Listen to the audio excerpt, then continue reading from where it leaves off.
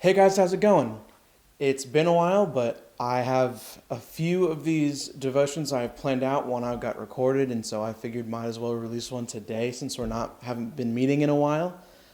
This is one I really enjoyed. I got to interview my buddy Austin Canfield, who lives up in Tulsa. We met at OBU, and we talked about that a little bit more, how we met and our relationship in college and now. But he is a really close friend and has been doing a lot of great things and kind of changed some paths in his life. But he's doing a lot of great things right now and getting ready for the next step in his life. And so, with that, I will throw it to the interview with Austin. Hey guys, what's going on? I am here with one of my really, really close friends, Austin Canfield. Um, Austin and I met in college, and I'll let him do like a quick little intro. But this guy has a lot of good things happening in his life. I've told y'all that I've went to a wedding in August. It was his wedding. Um, Super fun. It was great seeing him because it's been a while. But Austin, give a quick little intro. Let people know who you are. Yeah, so I'm Austin Canfield, born and raised in Tulsa, Oklahoma, Boomer Sooner. Um, don't edit that part out. Um, but yeah, so like Jake said, I went to OBU too, and we'll probably talk a little bit more about this later, but went in as a chemistry major, switched over to youth ministry, and then stuck with that and graduated with that youth ministry degree, and then decided to do law. So took a few gap years, and now I'm in law school at the University of Tulsa, and that's been good. I have no life, but I'm enjoying it. And yeah, I got married in August to my wife Kayla, and so that's been fun. Just been living quarantine life together. It's an interesting start to marriage, but it's good. And we have two dogs. Can I show them? Yeah, of course. This is Bella. Bella, say hi. Okay. And then over here we have Cash. As you can see, they are crazy dogs. Oh yes, full of energy. Yeah, life of the party. But So, give me a quick summary of your kind of spiritual testimony. yeah. Um, so I grew up in a Christian home, going to church all the time.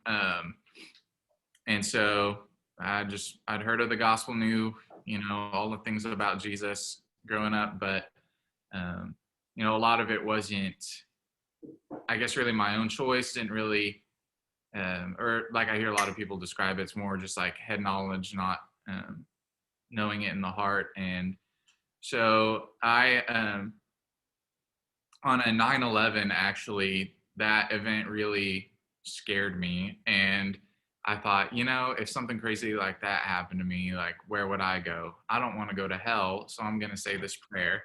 So I did, and kind of at that time, I thought, I was saved. But looking back on it, um, I don't think that was genuine, because it was more just, it wasn't like a desire to follow Christ. It was just kind of like, I said this prayer because I don't want to go to hell. And so just kind of kept going on with life, and just thinking things were fine. But again, I just didn't really fully understand who God was, didn't have like a personal relationship with him. And high school was just a really weird time for me. I dealt with just a lot of depression, a lot of anger. And so I was just not in a good place in my life, just constantly fighting with siblings, with my parents. I lost some friends just because I just didn't have a good attitude about anything. And so that, just my depression kind of spiraled down into like my lowest point. And it was when I was at my lowest point and just felt like I had nothing left, is where I think God really, really found me. There was just one night in particular where I was just done with everything. And I just like yelled, cussed out my parents and everything, and was getting ready to storm off to my room, and they stopped me, and they said, "Hey, I don't know what you're going through, but we just want you to know, like, we love you." And we just want you to know that regardless of what's going on. And I got back to my room, and God just really used them saying that to just show, like, hey, like you've heard growing up and you've seen in scripture, like the description of my love for you. And I couldn't understand that night, like why my parents would still love me after how I treated them over the last few years.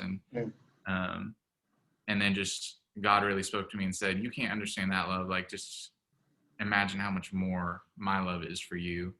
And so it was kind of that night that I surrendered my life to Christ for real and really wanted to pursue a relationship with him. And so it was a process. I still dealt with depression and anger, but I got more involved in church. I actually switched churches to find a youth group that was um, a healthier place for me and would really help me grow. And so that was good. And I felt like God called me to ministry. And so I studied that through most of college. And that was another big part of my growth spiritually, was just studying theology and ministry and just reading the Bible more, not just in my personal time, but in class. And I know, Jake, we've talked about this a little bit. I don't know about to what extent you know, but kind of towards the end of college, I was just really struggling because I'd been reading the Bible and seeing who Jesus was and learning more about the type of person he was, but I wasn't seeing that just like in my church experience specifically. I just felt like a lot of people weren't living that out. And so even after I graduated, I worked at a church in Oklahoma City, and just became really frustrated because there were just so many people who, I didn't think were standing up for the things that Jesus would stand up for. And it kind of led me again to a low point where thinking, like, do I really believe this? Because if this is the way that, some people in the church are treating others, like, I don't want to be a part of it. And so, I got to a point where I stopped working at that church and just was really struggling with, like, what do I actually believe again? And it was a big process. I feel like the Lord led me through a time of kind of deconstruction, saying, listen, you've believed these things for most of your life, but you've literally just taken what people have told you and just went with it. And so it was a hard but a good time. Really, just these last few years has been a time of tearing down kind of what I believe, just going through scripture and kind of building it back up, and like really believing things for myself, and God showing me who he is. And really just I've focused a lot on the life of Jesus the last few years, and just how he loves people and serves them, and that's how he wants us to live our lives. And so I realized, I think the big takeaway from these last few years is there's one guy who quoted, don't let your frustration with, certain American churches and American Christianity to ruin like your love and awe of Christ and who he is. And so that's been good. And now I'm, my wife Kayla works at a church. She's the youth discipleship director there. And then I'm helping lead some small groups in worship. And so it's really good for me to get plugged back in the church. And I've learned to, like, I guess just a love again for the church. Because again, I went through just some doubts and anger with it and people in the church. But there's been a lot of healing, and it's still ongoing. But God is still working in that way with me. So. Yeah. And now, as you were going through that, I forget that you went in as a chemistry major, first of all. Yeah. But yeah, I don't think I've ever heard your full spiritual testimony, and hearing it now, just like in, kind of experiencing some of the same things you did growing up, and kind of going through the same breaking down period of, what really is the church in college, and getting that rebuilt. Yeah, man, it just like more confirms why we're so good friends. I feel like, but so like you said, you went in as a chemistry major, then you changed to uh, student ministry major, I think technically is the title, Yeah. or CCCM, student emphasis. Yeah. And now you're in law school. So kind of explain like the changes from chemistry to student ministry and then student ministry to law school. Yeah. So going in, I thought I wanted to be an anesthesiologist. And so went with a chemistry major. And it took just one semester for me to find out I hate chemistry. So, um, so yeah, I mean, that was part of it. I didn't switch majors just because I was like, oh, I don't like chemistry. Because I still loved science and like I don't mind a challenge and I love learning in general. But again, I do think the Lord was placing that on my heart. And when my junior year, when I said we had switched churches and I went to a new youth group, that youth pastor did have a big impact on me. He really poured into me a lot one-on-one. He's the one who kind of got me involved in the worship team there and really got me going with leading worship. So he'd had a positive impact on my life my junior and senior year. And I just thought that was so cool. And I was like, I would love to be that person for youth who really, pour into them and just help them grow in Christ and just, I don't know, hang out with them and just get to know them more on a personal level too. I just thought it was really cool. So, I felt like the Lord was leading me youth ministry, so I switched my major over. And like I said, I loved studying it. There's so many good classes and professors, as you know. Really diving deep into scripture and just a new way that I hadn't before. So it helped me grow a lot personally. And I got involved in various events. I know we did some D-Nows together. Mm-hmm. And I did a couple different random worship things before I started working at that church in Oklahoma City and worked there for 2.5 years. I was the I guess technically the youth and worship intern. It was a summer internship and then it turned into a 2.5 year thing. So I think my title was intern the whole time, but it was a good experience. And like I said, I loved it. I still love working with youth and in ministry. It's still a big passion of mine, but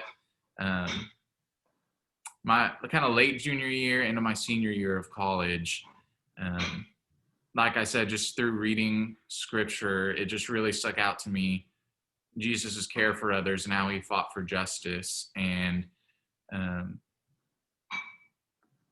don't know, just the way that he treated people. A lot of my classes just showed me more of that. And taking ethics with Dr. Arbo was really great too. All those classes just had a big impact on me. And that led me to just do a lot more reading, just books and articles on different social justice issues, and they became things I was really passionate about.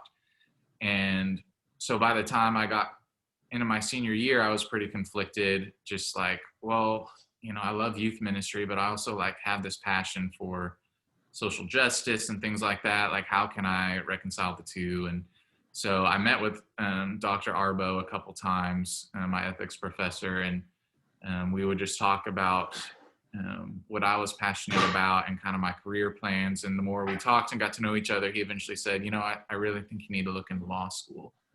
And so that hadn't even crossed my mind at that point, but I started doing more research on law. And I was like, this really is a great way to be involved firsthand with a lot of these issues. And the more I thought about it, I was like, this is still ministry. It's, it may not be like church vocational ministry, but in law, you're dealing with people most of the time who are hurting, who are going through various issues, and like they need your help. It's a very, no one can get up and be their own attorney, and so like they just really need help, and it's a great way, I think, to serve people individually and to serve your community. So. I decided to pursue a law degree rather than going to seminary. And so, I took 2 gap years there, just kind of to figure that out, and also just to save up a little money. And yeah, now I'm in second year of law school, and it's been good. Things have still changed a lot. I don't know exactly what area of law I want to go into because, like I said, I love social justice issues, but I don't want to be in court day in and day out. Mm. I like the contract side of things, so it's still a process just trying to kind of figure out, like, okay, how do I fit like my personality and like character traits with a specific field of law where I can still um, just serve people and show them the love of Christ through the field of law. So. Yeah. And, I remember when you had said you were leaning that direction. I think it was during senior year when you kind of confirmed to yourself that you want to do that. Is that right? Yeah, yeah, I started leaning heavily that way, and I think it was right after graduation when I was just like, okay, for sure, like I'm signing up to take the LSAT, and I'm gonna pursue this. So Yeah.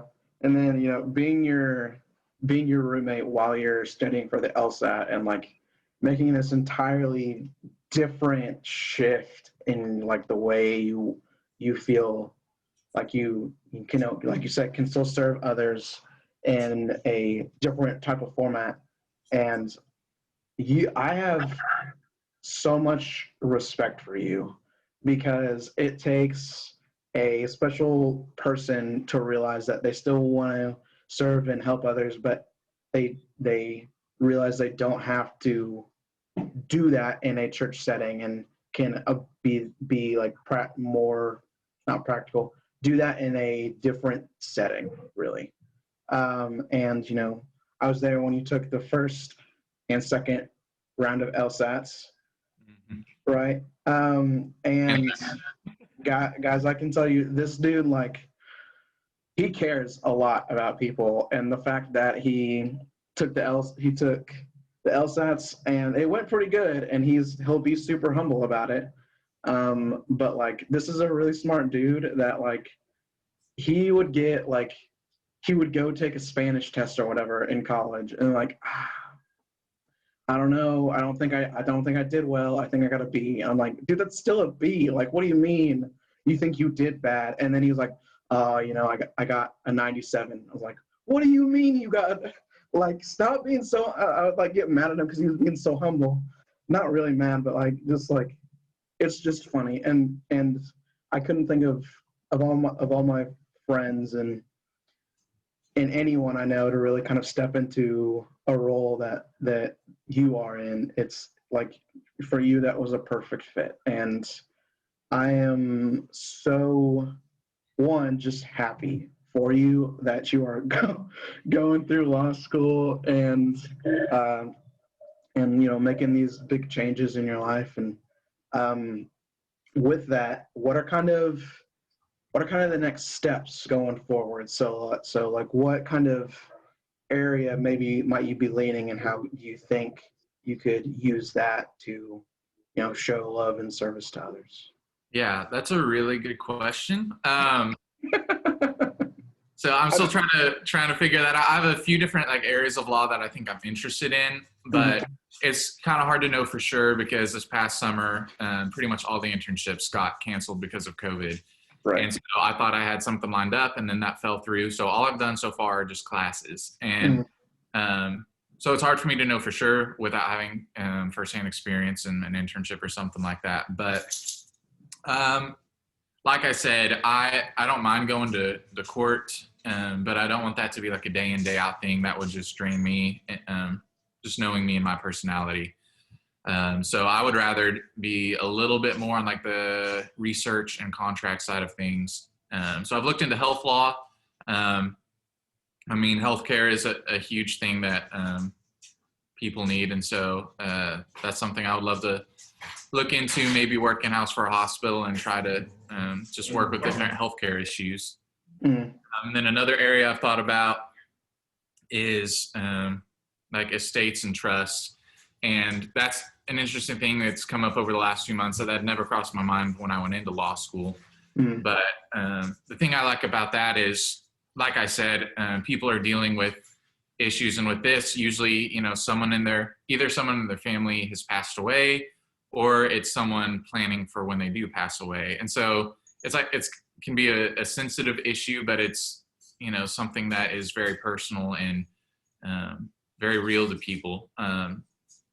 And so I see that as an awesome way to serve them and kind of plan how they're going to um, just leave, their personal belongings to people, or how to divide that up to their loved ones, and just plan for that. But another reason I love this is because it's very like one-on-one, and you get to, from what I've read and heard from some other attorneys, a lot of times it looks like just meeting with these clients, like going out to coffee and just kind of talking about their life and kind of how they want to plan for the future. And so, I mean, you know me, I love coffee. I'll go out to coffee all the time with anyone. So that appeals to me. But it's a little more laid back. I don't want to be stressed out working crazy hours all the time. Family is important to me, and so I want something a little more laid back. But that's kind of what I'm leaning towards right now, just because, I see it as an awesome way to just really know my clients on a personal level and serve them in an area that's really important to them. Yeah, that's awesome. And two, I've been thinking as like I've been thinking about like what this is going to look like, and the transition you've made to law and serving others. It's like there was at your I think it was at the rehearsal dinner. Your mom was talking and was talking about like how this does make sense, and gave the example of your waffle nights that you would have in college and after college as well. And if I'll just describe it for a little bit. Austin makes the best waffles I've ever had. They are the square waffles, and it's buttermilk waffles, and they are delicious. This dude was like, every time, maybe like he just wanted to get together with some friends and just have a good time. He would do coffee, and that's like the college kid thing to do. Yeah, let's have some coffee. But he would also do waffles just to like jazz it up a little bit, I guess, and because you love waffles. Um, and like I said, that is a huge example that I think just shows how much of a service heart you have, and how you just really use the small things that people the small or big things that people are going through, and just are there to help in any way, shape, or form. If it's going out to coffee with a future client, maybe, or just sitting down and figuring out how to, best take care of some people with what they need. So, man, how can we be praying for you, and with going through law school, and maybe with a new marriage? How can we be praying for you? Yeah. So, I mean, with law school, I guess one thing would just be, again, just kind of for my mental health, because I'm doing school just pretty much completely online. I have one class that's on Tuesdays for an hour that I go in person for, but that's it. So it's been weird, just having to sit at home. I mean, usually law school is the place I would go to be stressed out, and then I'd come home and it was like the place where I feel I could relax a little bit. But now, like, home is the place where I am all the time, and I'm doing school here, and it's the place I'm stressed out, and it doesn't feel like it's as much a place of rest as it used to before. And then just not being able to like hang out with people one-on-one, that's just been weird and difficult. And the more I've been kind of cooped up inside, and it does take a toll on your mental health. So just prayer for that would be great. And then, like I said, just for the Lord to direct me into a specific area of law, because I prayed and I've been like, I like this more laid back side of law. But I mean, the original reason that I got interested in law school was social justice issues. And so I said, if you want me to pursue that side of things, then let me know, and I'll go for it. So just for continued direction to know which specific area of law to go into, This next semester, it looks like I'm going to be doing a clinic. So the University of Tulsa kind of has their own little building, and students, even though we haven't, become licensed attorneys yet, can get like a limited student license Mm. and actually work with people on issues. And so the clinic that it looks like I may get to be in this coming semester, I'll be working with a lot of people from North Tulsa, which is really like the poor side of town. And a lot of these people need help negotiating things with their landlord so they don't get evicted. So I'll be taking on some clients probably to try to negotiate some things with their landlords. And we don't know specifically what we're doing, but there's potential I could be working with some people in the Tulsa prison system and trying to get their sentences cut down a little bit.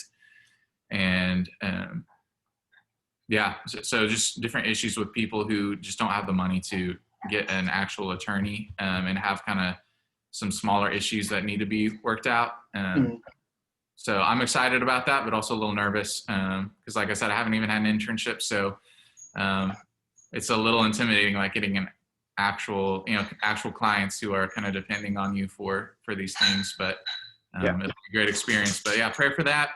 And then finally, yeah, like you said, just newly married, just that God would continue to just grow our love for each other and just our ministry together. I love seeing Kayla work at the church with the students, and she loves them so well, and that's awesome. But that's also been a challenge for her. And then, me being involved with the youth now through worship and small groups. I mean, as you all know, with your youth group, it's just weird doing this during COVID. And it's tough. It's tough for like the leaders doing ministry that way. And I know it's tough for the students to, just with school and not being able to be in person and having to quarantine all the time. It's just weird, but yeah, we definitely still want to see students involved and engaged and continue to just grow in their relationship with Christ, even though this is kind of a weird time and it's harder to be as engaged, at least in person. Gotcha. Yeah, for sure, man. We'll be praying for you. Thank you for taking some time out of your day to just sit down and talk. Yeah. I really love you and Kayla. I guess. Just kidding. No, I love y'all, and every time we don't talk too often as much as we used to, but you two are always people that I'm thinking about and praying for, and so we'll be praying for you as a group and as a church. Well, thank you. We'll be praying for you all too, and your ministry and everything you're doing there. Okay. Thanks, man. Yeah, you bet. That was a really good interview. I got to talk with Austin, who I hadn't seen in a few months since his wedding, and just ask him how they were doing since being married, and getting to ask him about how he decided to go into law school and how he felt the Lord calling him to that. It was really exciting when he was kind of figuring out that process, and I got to be there to see like what he wanted to do and where he feels God calling him. If you have any questions for Austin, I'm sure he'd be glad to answer them. He loves getting questions and stuff like that, and just hearing what people have to say about what he's doing and just kind of talking about where he's going. But there's a few more of these videos on this YouTube page if you would like to watch them. I interviewed a few of my other friends. I got to interview Annie Denny before she went on her mission trip. And if you would like to watch any of those, I'll put the playlist right here. But besides that, go watch some other services that we've recorded. Jonathan's got some good stuff recently. Well, it's always good, but recently he's been on point.